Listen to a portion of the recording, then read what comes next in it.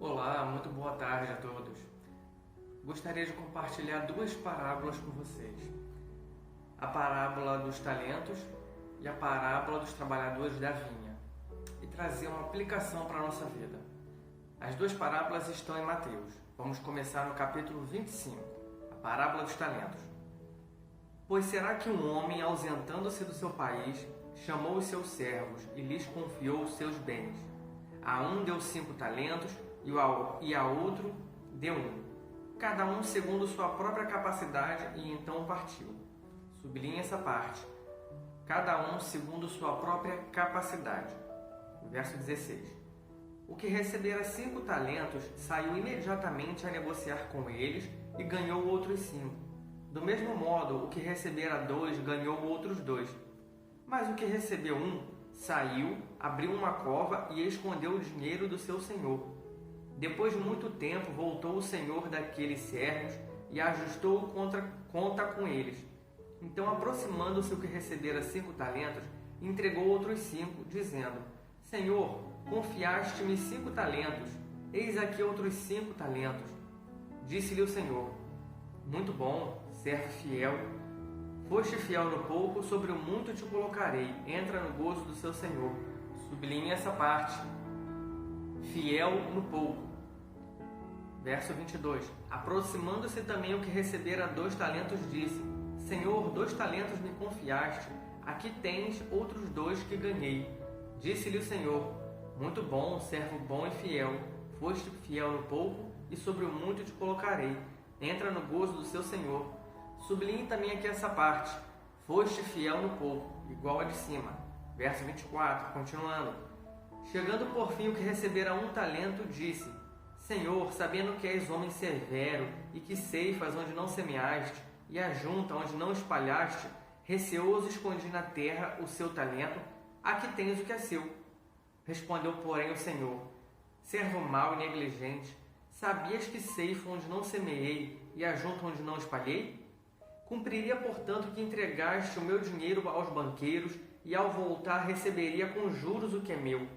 Tirai-lhe, pois, o talento, e dai-o a quem tem 10, porque a todo que tem se lhe dará, e terá em abundância, mas o que não tem, até o que lhe tem será tirado.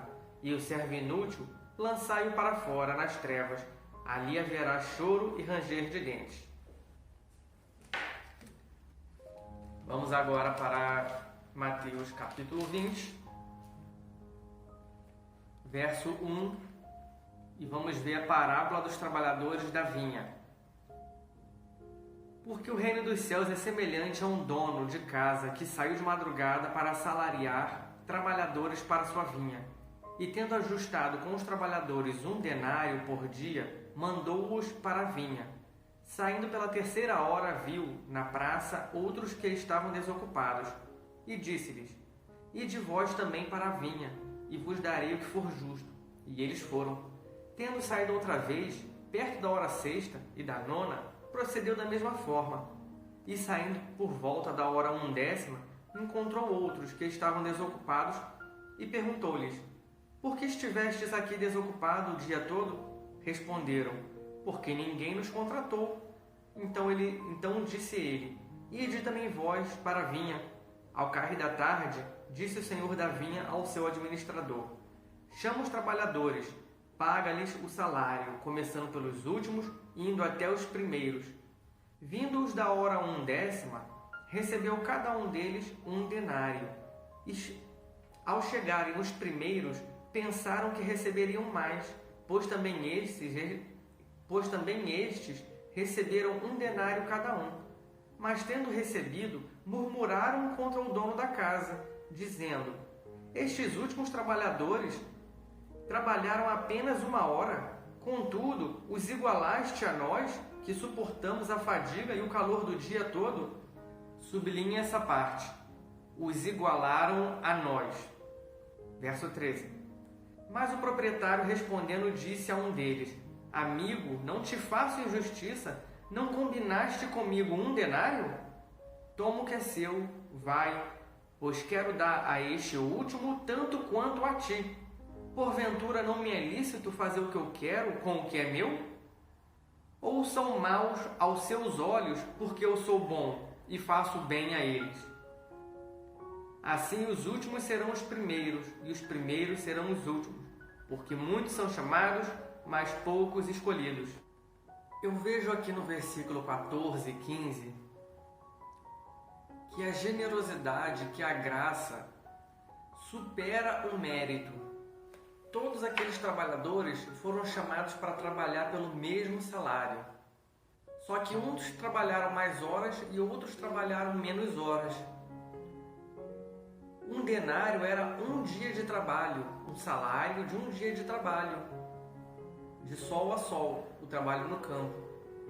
Mas o que impede o patrão, o dono da fazenda, pagar mais? Aquele que chegou 5 horas da tarde e trabalhou até às 6, ganhou a mesma coisa. Isso é injusto? Não, isso é graça, isso é generosidade. Então, aqueles homens ficaram chateados porque eles acharam que eles mereceriam mais, sendo que eles já combinaram aquele valor fixo antes, de um denário, um salário por aquela jornada, e ficou estabelecido.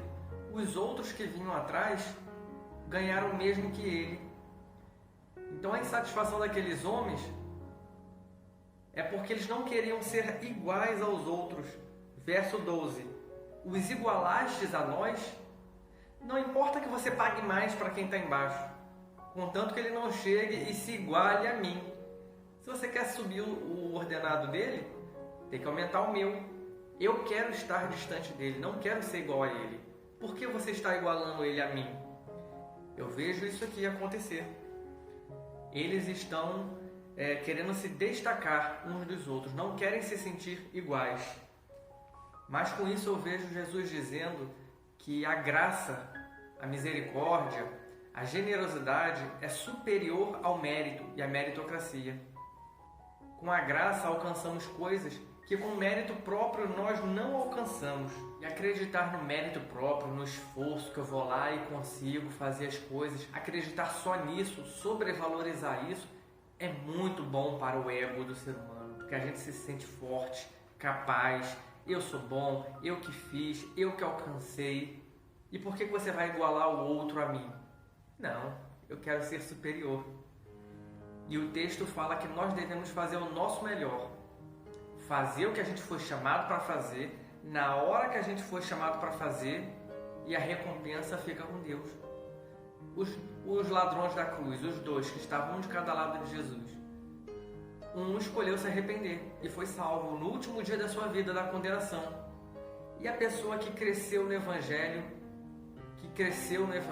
conheceu da Bíblia, buscou praticar, buscou seguir a Jesus, teve que caminhar mais tempo com Cristo. E o ladrão da cruz aceitou a Jesus na última hora da vida. Isso é graça. Os dois vão morar no céu, mas o ladrão da cruz viveu pouco tempo arrependido. E o outro pode dizer: mas eu tive que lutar contra o meu pecado, abrir mão de muitas coisas, e você vai aceitar que esse ladrão da cruz se iguale a mim? Porque isso é graça. Porque por mais que a gente se esforce de manhã até de tarde trabalhando na vinha, a gente nunca vai conquistar o salário para pagar a libertação do nosso pecado. Não vai. Por mais que você cresça no Evangelho e pratique as boas obras que estão na Bíblia, a gente nunca vai alcançar o preço da salvação. Se você passou a vida toda conhecendo o Evangelho, bom para você que teve mais oportunidade de conhecer a Deus e viver experiências com Deus. Mas nada do que você fizer vai ser suficiente para chegar ao céu. E aquele que chegou no finalzinho da vida, também, graças a Deus, pela sua misericórdia e graça, que alcançou aquela pessoa que também não mereceu. Nos 50 anos de vida você não vai merecer. Nos 5 minutos de vida final, você também não tem nada que faça que possa merecer a graça de Deus. Porque é graça, senão seria mérito. No versículo 12 do capítulo 20, a gente vê ali qual foi o incômodo no coração daquelas pessoas. Você está igualando ele a gente? Vamos olhar melhor o contexto desse livro. Ele está mostrando que a lógica de Deus é o contrário. No Império Romano, quanto mais posses você tinha, mais você pagava, Quanto maior a ambição do cobrador de imposto, mais ele cobrava, porque o funcionário que cobrava imposto para Roma, ele às vezes cobrava mais, mesmo sem a pessoa dever aquele imposto, para embolsar. Então Mateus provavelmente, não dá para afirmar, mas provavelmente ele cobrou mais impostos de outras pessoas quando era cobrador de imposto. E isso gerava insatisfação nas pessoas que via seu trabalho indo para outra pessoa, para Roma, para o cobrador. E Mateus está dizendo o seguinte aqui: olha, a matemática de Deus não é assim. A generosidade dele superabunda. E essa parábola está no meio de outros dois textos. Um pouquinho antes, no versículo 23, nós vamos ver o perigo das riquezas e o jovem rico. Essa sim foi uma história real do jovem rico. E depois da parábola, no verso 20 do capítulo 20, vamos ver a mãe de Tiago e João pedindo Jesus para colocar eles em um lugar de destaque. Então, no meio temos a parábola da vinha. Antes, temos a história real do jovem rico. E depois, temos a história da mãe de Tiago e João. O que a história do jovem rico mostra? Um jovem rico chegou a Jesus e falou: o que eu preciso fazer para te seguir? E Jesus fala: olha, produza as boas obras, pratique as leis que estão no Velho Testamento. Ah, eu já pratiquei, eu sou bom nisso. Desde pequeno eu conheço a Bíblia, o Velho Testamento, e pratico. Aí Jesus completa e fala: então agora, abra mão da sua riqueza e me segue. E o jovem rico não quis. Não quis abrir mão daquilo que ele conquistou, talvez com seu mérito, com seu trabalho. E depois vem a história do quê? Da mãe de João e de Tiago, pedindo a Jesus o seguinte: Jesus, quando você chegar no céu, coloque meus filhos, João e Tiago, sentados no trono do seu lado. Ou seja, aquela mulher estava pedindo uma exaltação dos seus filhos. E a parábola, que é uma história metafórica para trazer uma lição de moral, vem no meio. A parábola dos trabalhadores da vinha vem entre o jovem rico, que não queria abrir mão da sua riqueza, e vem antes da mãe, que pediu exaltação ao filho dela, João e Tiago.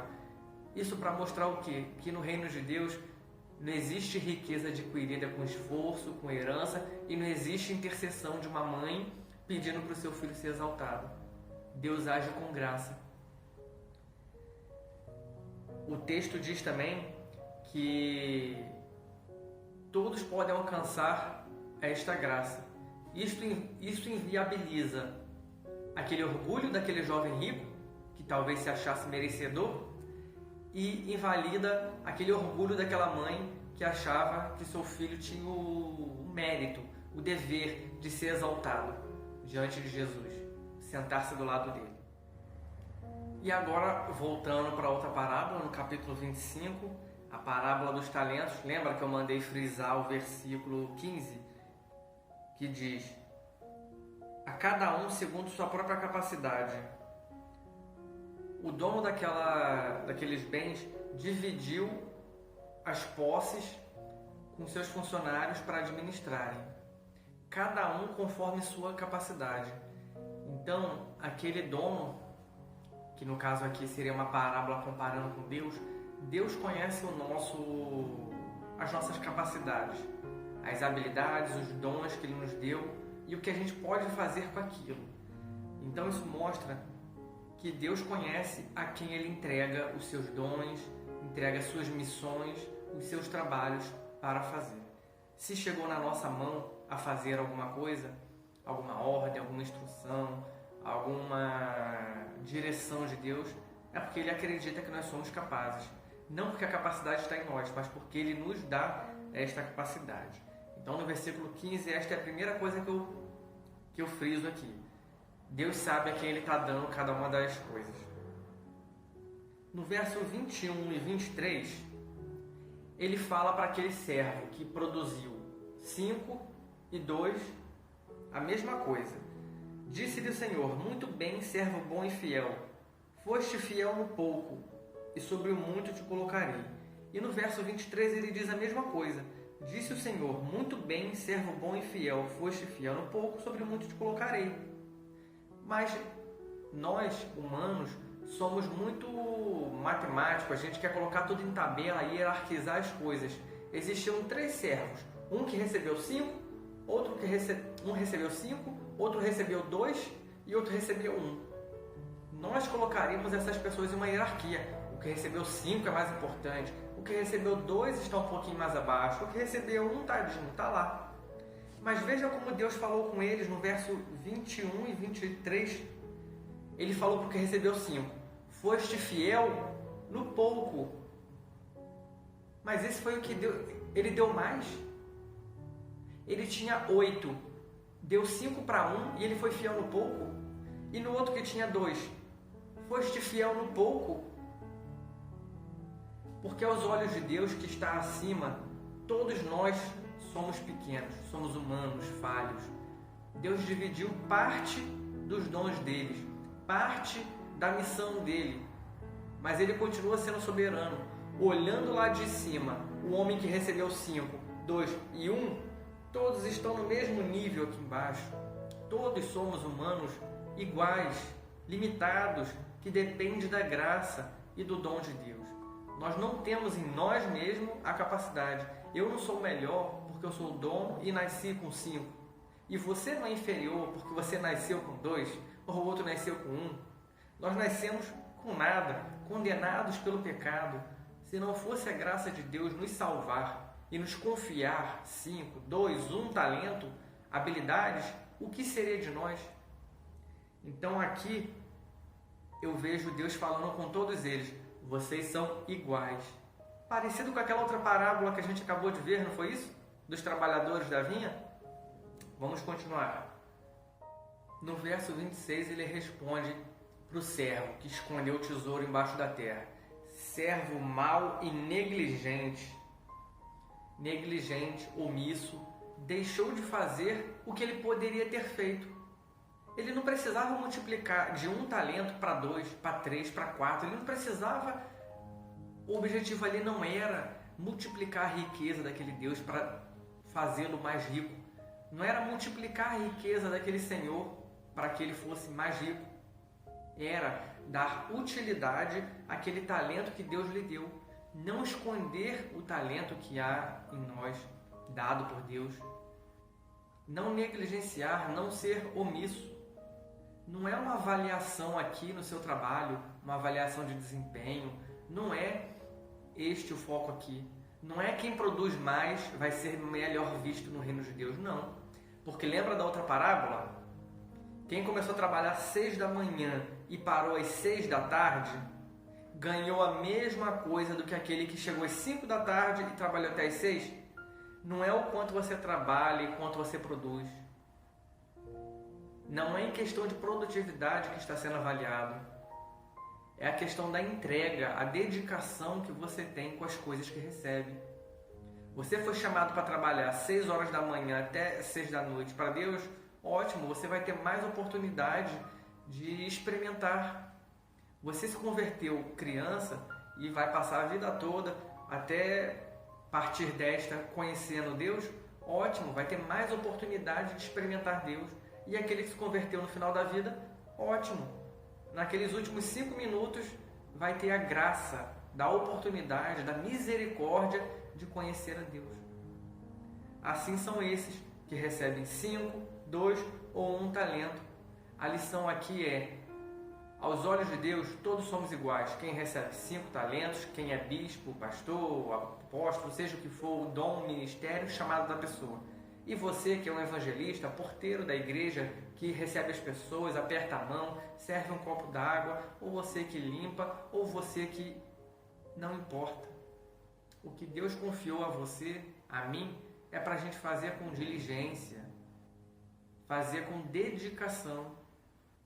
Porque daquele Ele pode nos dar outra responsabilidade e assim por diante, e multiplicando.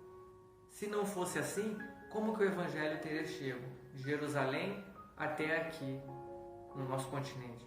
No caso, eu estou na Europa, você pode estar aí na América, nos ouvindo. O Evangelho viajou o globo todo, a Ásia, a Oceania, por causa de homens que fizeram isso. Homens e mulheres que levaram a sério o seu chamado, aquilo que foram convocados para fazer. e fizeram com dedicação.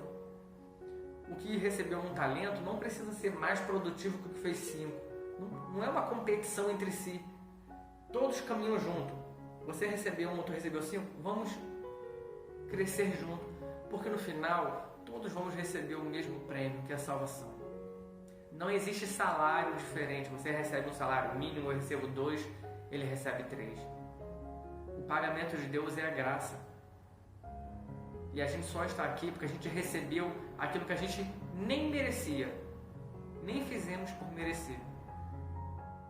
Então a reflexão que eu trago para nós, com essas 2 parábolas, dos talentos e dos trabalhadores da vinha, é: faça o que tiver proposto, faça o que for, faça aquilo que você foi chamado para fazer. Um chamado por Deus, um chamado do seu líder, uma convocação de um amigo seu, um pedido de ajuda. Se estiver no seu alcance, faça. E que assim a gente possa produzir mais frutos para Deus. Essa é a reflexão que eu deixo para nós hoje. Até mais.